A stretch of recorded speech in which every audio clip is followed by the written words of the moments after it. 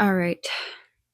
So before we get into the meat of this video, I just want to mention that I wrote this script before the 2024 US presidential election. So I decided not to edit it and let it stand as is, and I will add a little bit extra at the end of this video talking about the election results. I'm going to read straight from the script because this is a long one and I don't have the time to memorize this. So here we go. It's a lovely day to be a man, right? Maybe not.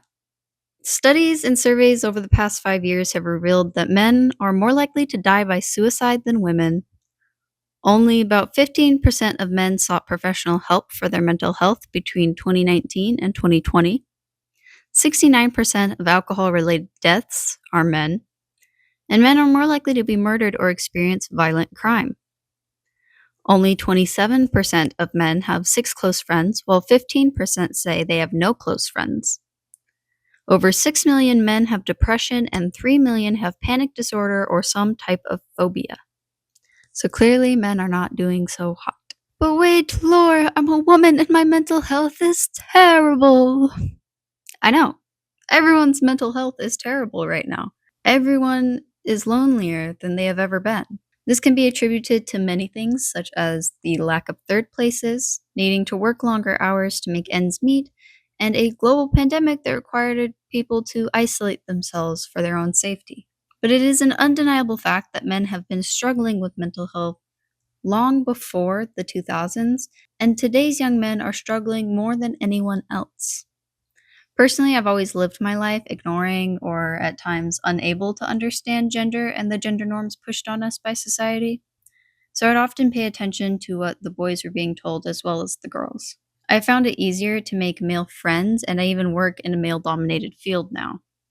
I am, however, still AFAB, and there was a considerable amount of effort put into teaching me how to be a woman, or more accurately, how to be the right kind of woman, that being a trad wife. I also tend to gravitate towards femininity, especially when it comes to deciding what kind of people I would like to have in my life.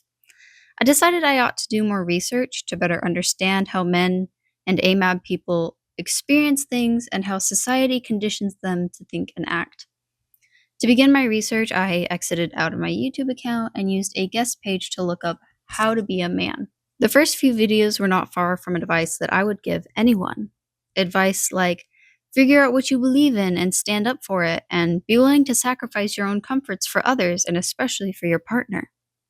I do have 2 issues with the way this kind of advice was being presented. Number 1, forming your identity on what you can do or provide for others can easily become detrimental. If you want to give someone your best self, you have to make sure that you are your best self. This often means taking care of yourself first. And 2, if we believe these definitions of what a man is or should be, then I would be considered a man. I am not a man, and I have no desire to be a man. That being said, everyone should be willing to help others when the opportunity arises. Treat others how you want to be treated, and when you find a cause that's worth fighting for, fight for it. Just make sure you've done your research first. The next video I decided to watch was a music video for a song titled To Be a Man. This song described manhood as a constant struggle that you would only be freed from upon death, at which point the people in your life would finally appreciate everything you've done for them and promptly seek the comfort of another man. The song also mentions how men live in a constant facade, acting like they have no emotions while struggling with mental health. Now, I don't want to be too critical of the song, but at the same time that it does a great job of pointing out the struggles of a man in today's society, it also feels like it's defending that suffering. That suffering is necessary. It's what makes men men. Guys, you do not need to suffer to be strong, and you do not need to be strong to be a man.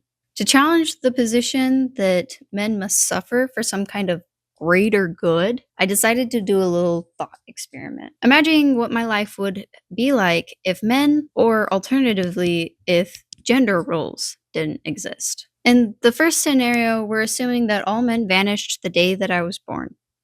Right off the bat, we face a huge issue. No dad. I'm not saying that everyone needs their dad, but I definitely needed my dad. My dad was my favorite person as a kid, and I still admire the man to this day. I would secretly stay up late waiting for my dad to come home. Then I'd run out of my room to give him a hug and then quickly return to my room before my mother saw me. Everything I had was because of my father, but the cozy bed paled in comparison to time spent with him. I feel like I would still be the same person without my father, but things like the range of my music taste and how often I smiled as a kid would have taken a definite hit. But for the other scenario, let's think about what it would have been like if he didn't have to live up to the expectations of manhood. I feel like he would have had a greater impact on me if he didn't have to work so much. He was the sole provider for a 6-person family. Even despite all his hard work, my parents are still in a lot of debt. If the outcome was going to remain the same, I would have preferred to spend more time with my dad. Perhaps we would have made that ridiculously long mural he wanted to do with me. Or maybe he could have taught me more about computers instead of me having to learn it all by myself as an adult. There are so many ways he could have improved my life, but he was expected to go to work and be the only provider for the whole family. Side note, maybe I wouldn't have fought so much with my mother if she had an actual money making job instead of making it her job to helicopter over me and my siblings 24/7. I also probably would have learned better home cleaning skills if I didn't have A, the ability to ignore the messes knowing somebody else would take care of it, and B, the incentive to keep my mother busy with cleaning so she wouldn't notice me sneaking out. I could keep going about how much I would have benefited from my parents taking on more non traditional roles in the family, but I think I've already made that point. Moving on to other family members, my brothers were nothing but a nuisance growing up. I wouldn't mind if they weren't around when I was a kid. Even today, I don't talk to them much. In fact, they heavily contributed to my anger issues. My uncles, cousins, and grandfathers were sometimes funny, sometimes annoying, but maybe if they hadn't been expected to work so much, they could have learned better people skills and not made me angry. But I really have no idea. But if they didn't exist, I wouldn't have had to deal with the rejection of not being allowed on hunting trips. Moving on from family, I had a lot of guy friends, but part of the reason for that was the fact that all my cousins were guys. Similar to my cousins and brothers, these friends would sometimes piss me off. Again, if men didn't exist, I probably wouldn't have had anger issues growing up. Even if men were just held to a different standard for social interaction, I probably wouldn't have been so angry. These friends were important to me, though. Even when I knew they were only talking to me because of my looks, I still preferred that over being alone all the time.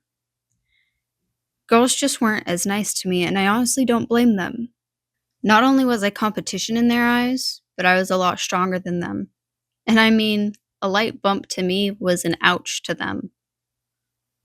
So a lot of times it made more sense for me to be around guys, the people who didn't cry when I bumped them, than the girls who couldn't seem to have interactions with without hurting them. My life would have been even lonelier than it already was if none of those guys existed. Maybe. Or maybe women would get stronger without men. We are talking about children right now, though, and children of all genders aren't exactly known for being strong. Alternatively, if they didn't feel like they had to put on some tough guy facade and find a wife, they would have been much better friends. I would have been able to have deep conversations with them, and I would probably be in touch with more of them today. Moving on from the little bubble that was my childhood, what would the world look like? If men didn't exist, I think a lot of the things men claim wouldn't happen actually still would happen. Just like when all the men were sent off to war and women went to work, taking the men's places. We often forget that women can build muscle too. It would only be a matter of time before some women would become strong enough to complete those manly jobs with ease. As far as academic fields go, there wouldn't be much difference as women are already pretty involved. I really can't think of much that would actually hinge on the existence of men outside of population size. If all men vanished simultaneously, our world population would decrease not only when the men vanish, but after that too. We do have ways of impregnating women without men using modern science and technology, but it would take a while for us to really build a system that would keep the population at a steady level.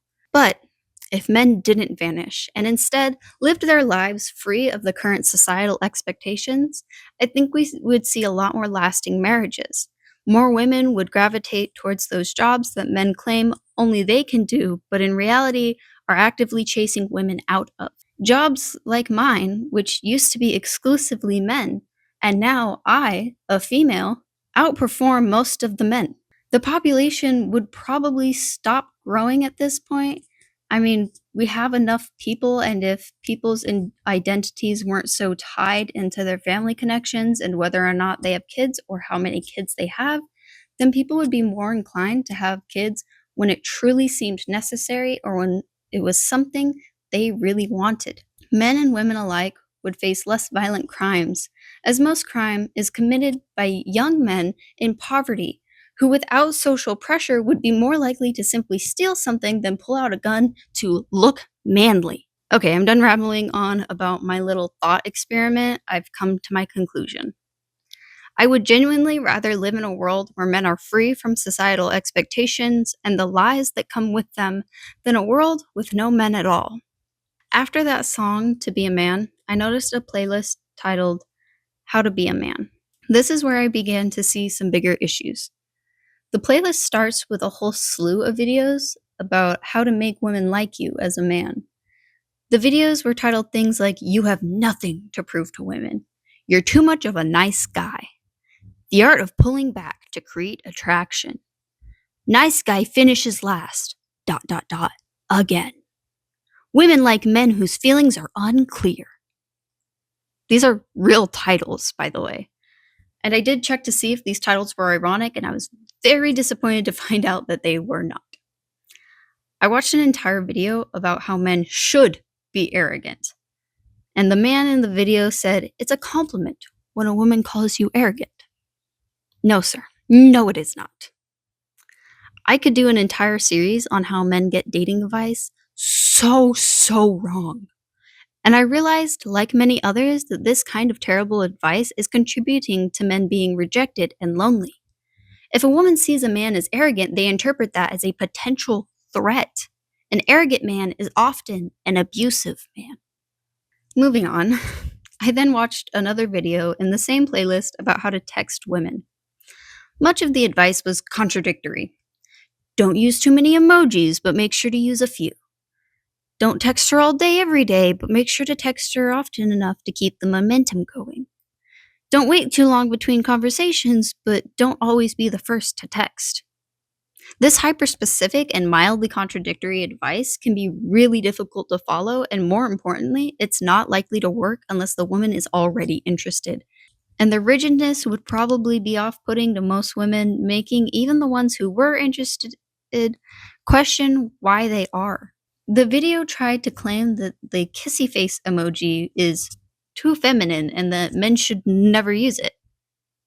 The true issue with the kissy face emoji, from my own personal experience, is that it is used too often or too soon. If you are a man and would like to use the kissy face emoji when texting women and don't want to come off as a total creep, I recommend you consider how women would react if it was a real-life conversation and you actually tried to kiss them. If you are not confident that she would kiss you back, don't send a kiss. And men, please, if you truly want to make women happy, listen to them about what they like. Not all women lie. In fact, most will tell you the truth if you just ask. But what about the women that do lie? I don't know every single reason a woman might lie, but I do know some of the more common reasons.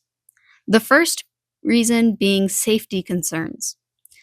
Women are often made to feel that they will be in danger if they outright reject a man. Women literally get murdered for rejecting men regularly. Or they end up dating abusive men that accuse them of lying and cheating, so they say whatever they think will keep them safe. But if you are genuinely a kind man, You shouldn't worry about women lying to you for their own safety. The second reason women lie to men is to gain something. This is often known as pick me behavior. And yes, the women claiming to be on your side might actually be lying. In case you do not know what a pick me is, it's been used to describe people who go out of their way to impress others. But the most common use is for women who will actively put other women down to impress men. These kinds of women will lie to both men and women, telling other women that they should wear more makeup while telling men that they hate makeup and think it's tacky. I've actually seen girls claim to hate makeup while wearing makeup, and the most depressing part was that the men couldn't tell that she was wearing makeup, so they believed her. I would have grabbed a makeup wipe and exposed her on the spot if I was there. I've also witnessed on multiple occasions men that I care about falling for the lies of pygmy girls and ultimately finding themselves more miserable than they were before. My current partner dated a pygmy girl before we met, and she managed to manipulate him so badly that he moved all the way across the country just to have her refuse to work and make him pay for all the bills. They had already broken up and had been broken up for a while before they moved. I met them shortly after they moved and witnessed it all. She tried to make rules about when I was allowed over while also making my partner drive multiple hours a day so that she could spend time with her boyfriend. Her boyfriend, by the way, was spending a large portion of his paycheck on her every week, despite my partner being the one to pay all her bills. There were many other things that I was not aware of at the time, but I knew just from that much alone that she was manipulative. She tried to kick me out since she knew that I knew what she was doing, but soon realized that she couldn't get rid of me that easily.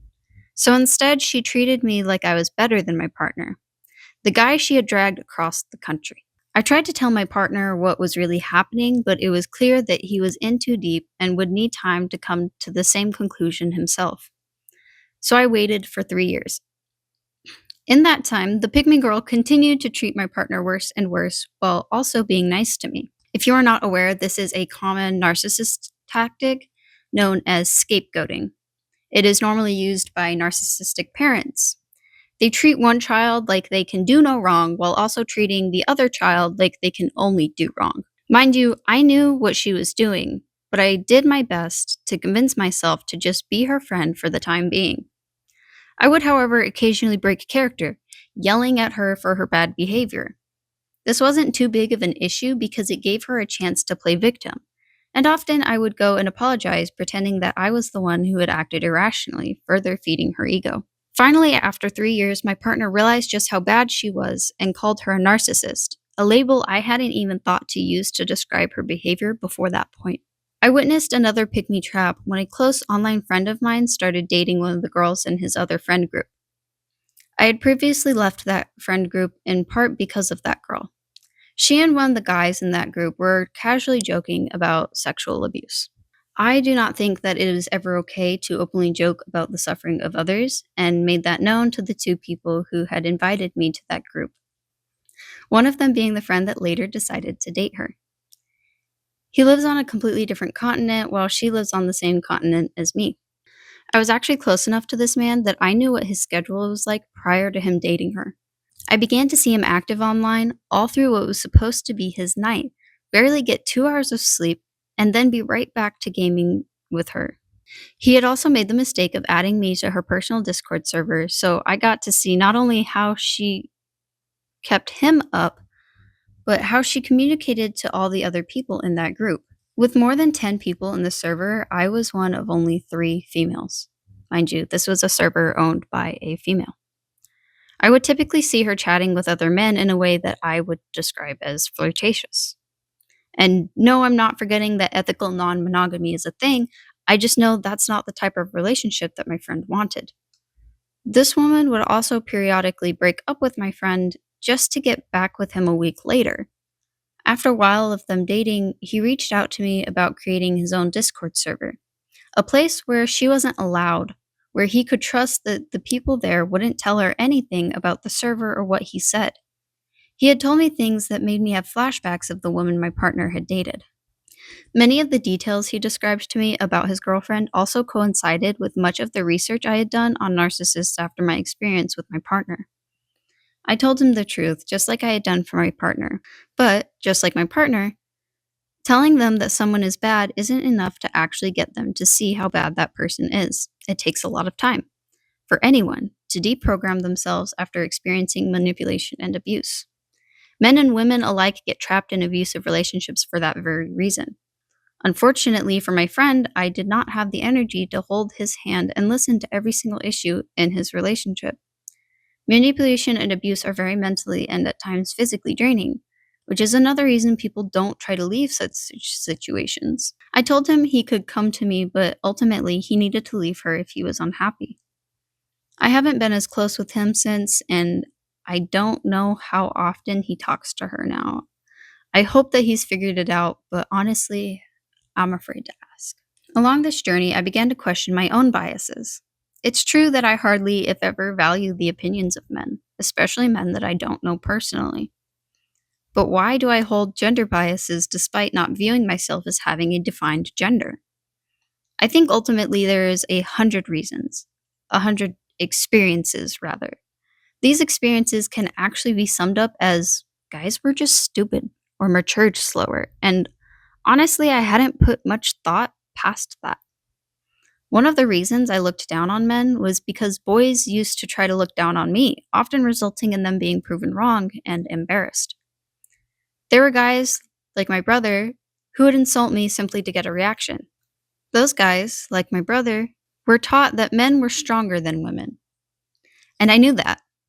So, knowing that I was stronger than average and could beat most of those guys in a fight, I showed them a portion of my strength, usually by hitting or pushing them. This reaction was so far from their assumptions about me and what they had been taught about the world that they didn't know how to react. And I thought it was somewhat pathetic that their worldview could be shaken by a small push. However, while I was checking the behavior of the guys around me, nobody checked my behavior, and I became increasingly more violent towards these guys. I did eventually realize that what I was doing was wrong and began fixing my behavior, but somebody had to get hurt in order for that to happen. But if the adults in my life had stopped assuming that I couldn't actually do harm to these guys, maybe they could have stopped me. Maybe, just maybe, we shouldn't assume that women are weaker and take violence seriously no matter the person's gender or sex assigned at birth. I honestly feel ashamed of what I did to some of those guys, and I wish somebody would have said something to me. But because nobody said anything, I feel like it's important for me to keep talking about it. I tell a lot of people that I used to be physically abusive towards men, even to the point of leaving bruises regularly, in hopes that they will take male victims of physical abuse more seriously. It's unfortunate, but I think that even I still have a hard time taking men seriously, and it's because I experienced so many frustrating situations. Situations where it felt like the only way to win was to become the villain. The people that caused that frustration were collectively at fault, but the actual individuals didn't know what they were doing. And it wasn't fair for a few of them to take a beating because all of them were fed these lies about the world, which caused them to act irrationally. I think truly a lot of the things we blame on men come from the lies that they've been told. Lies like the ones I kept seeing while doing research for this video. I would also like to take a moment here to talk about something I learned years ago in my forensics class in high school. When we were studying serial killers and learning about what made them kill, it was brought to our attention that most serial killers had been abused as children. These people, mostly men, never received help from their peers or adults regarding the abuse. I've also seen multiple statements online declaring that people who experience sexual abuse are more likely to become predators themselves. I'm not sure how often is, but when I learned about serial killers, I learned that there are some other necessary ingredients to making a killer than just abusing them. These ingredients are things like suppressed emotions and a lack of empathy, both of which are more common in men. And I don't know if this is inherent in men or if this is simply a taught behavior. And I strongly suspect that it is a taught behavior, as I see many signs in men, especially young men, that they have the capability to share empathy, and yet they choose not to. Furthermore, I have noticed in recent years that people who accept the kinds of treatment that I wouldn't accept usually end up treating me in a similar way. I said earlier that you should treat others how you want to be treated, but I see many people treating others the way that they have been treated. And they don't realize that what they are doing is wrong because they have been manipulated into accepting that kind of treatment for themselves. What I'm trying to say is that if you don't talk about it and seek help after abuse, then you are more likely to become like your abuser.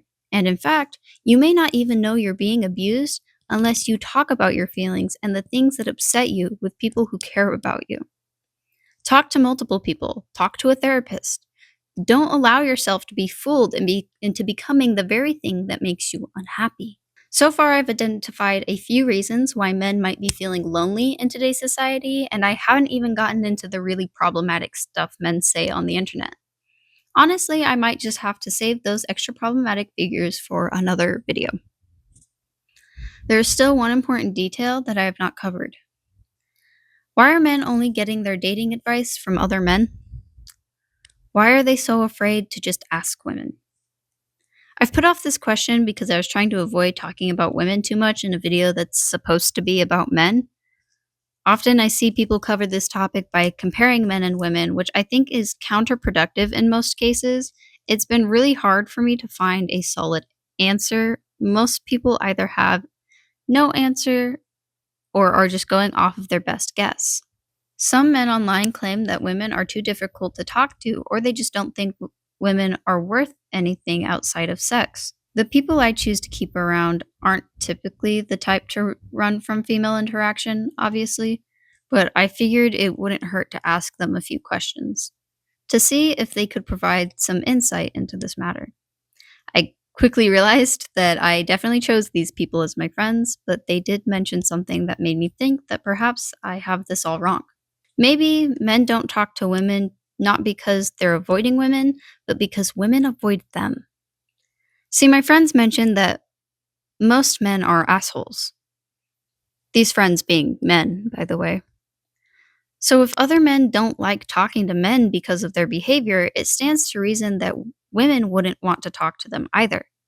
Another reason that popped up as a potential candidate is just overall anxiety about talking to people. Thinking about my perspective, both of these reasons make a lot of sense. I am female presenting, and I still find it hard to talk to girls that I think are exceptionally beautiful, which is a lot of them. I have an easier time talking to men because I expect them to be worthless assholes most of the time. I wouldn't say that I personally avoid men, but I definitely don't seek the company of men I don't know. I have also known quite a few women who seem to exclusively hang out with women.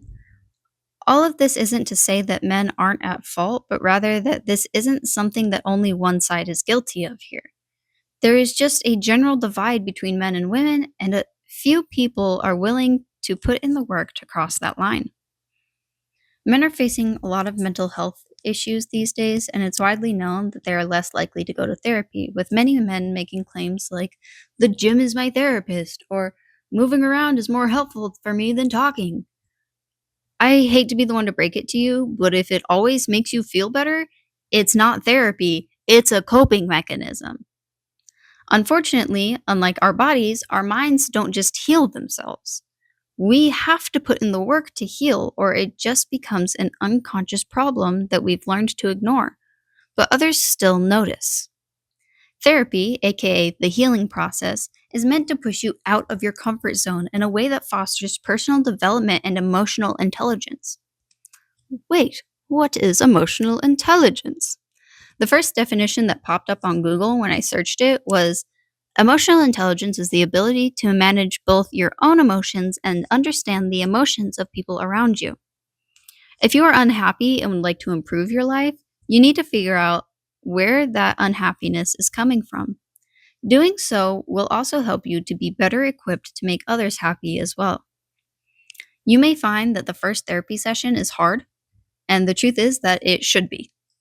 Or maybe you didn't get the right therapist for you on the first try, and that's okay too. You can always request a different therapist. Progress won't happen unless we push ourselves and keep trying after we fall, or in this case, after we cry. And I want to make one thing abundantly clear. Men have been abused by society, and it's a society that men created. They've told each other that they can't receive help because it would undermine their manliness, and with more than 50% of the population being men, yes, more than 50%, it is not straight down the line, guys. We need men to stop abusing each other in order for society to heal. Imagine living in a world where men and women truly live as equals, where men are allowed and even encouraged to express their feelings. What would that look like to you? I think of lower divorce rates and more men taking time off work to spend with family. I think of women not fearing that men will lash out at them irrationally at a moment's notice. I think of entire communities feeling united. This isn't a world where men stop being men, but rather they start being human. Please, men, take a break from the protector mentality. Talk to your friends about how you're feeling and encourage them to do the same. Maybe point out when they display harmful behavior or language that hurts all of us. Stop worrying about what people think of you or what kind of value you can provide. Worry about yourself and make yourself happy, because only when you are happy will we all be happy. So, obviously, at the time of writing this script, I was feeling very sympathetic toward men, but the 2024 election has kind of changed that. Honestly, the results are so disheartening that I almost didn't make this video. The fact that so many men would vote not only for someone who is extremely immoral, but who also wants to take people's rights away is so infuriating, and it is really hard to be sympathetic towards those people. But unfortunately, all the problems I laid out in this video will continue to get worse before they get better. The 4B movement is becoming popular among American women now. If you don't already know, 4B is a movement of women withholding intimacy from men that originated in Korea. They are doing this to communicate how upset they are about the way men treat them. I will most likely be covering this topic in more depth in another video, but the key takeaway for now is that there will be more male loneliness because of this, and again, it's men who caused this reaction. In this video, I have spent a lot of time generalizing, but I need to get a bit more specific for a moment. So, to the men who voted for Harris, thank you, and keep up the good work. This video probably doesn't apply to you as much because men who lean more left tend to be in committed relationships with leftist women, or they're gay. At least from what I've observed anyway. So if you watched this all the way through, thank you. Now, if you could just help bring more men into the light, that would be much appreciated. To the men who voted for Trump, I really thought y'all were better than that. I thought you were smarter and had higher morals. I thought some grifter wouldn't be able to fool all of you. Surely, at least some of you would see that Trump poses a threat to women and want to protect them from him. Surely you would see through the lies. I was shocked at first, but I learned that a lot of people actually thought he would help the economy. I thought this was insane considering his statements about adding tariffs, but turns out y'all really aren't as smart as I thought, because you didn't research tariffs until the day after the election. The original script was for you, by the way. Right-wing men are more likely to be avoided and rejected by women because women don't feel safe around you. It completely makes sense that you're lonely. And your complete disregard for how many women would suffer because of your decision makes me really wonder if it's a protector mentality, like y'all claim, or if it's actually a domination mentality. If you like the quote, "Your body, my choice," just know that you are the reason you are alone. I specifically chose to leave the original script untouched because I want you all to know that I would have defended you if you would have done the same for me. I will not give my heart to people who do not care. So as much as I am sorry, it's your fault, not mine. Now that you've watched this video, you have no more excuses. I've told you what the problems are and how to fix them. If you choose not to listen, then you can't cry to me. I won't be listening anymore. Go get help. Now. Before this makes you and everyone else more miserable. Anyway, that's about all I have to say for now. This topic is very broad and very important, so I will likely touch on it frequently in future videos. For now, feel free to leave a comment if you have any questions or if you just want to share some thoughts. This is something that we should all be talking about and trying to resolve, so come on in, join the conversation. Let's make America better.